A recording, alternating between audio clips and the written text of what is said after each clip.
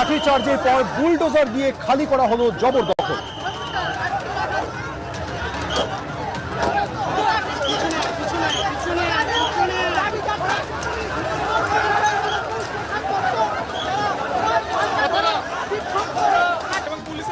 যাদবপুরে স্টেশন সংলগ্ন এলাকায় হকার উচ্ছেদ করতে গিয়ে প্রথমে বিক্ষোভের মুখে পড়ে পুলিশ। দীর্ঘ অপেক্ষার পর পুলিশ লাঠিচার্জ শুরু করে, এরপর বুলডোজার দিয়ে জবরদখল খালি করা হয়।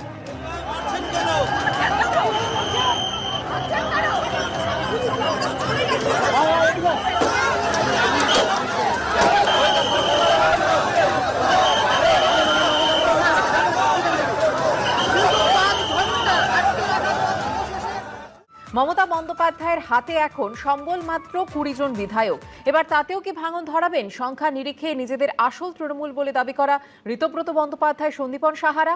জল্পনা বাড়ালেন তৃণমূল থেকে বহিষ্কৃত বিধায়ক সন্দীপন সাহা।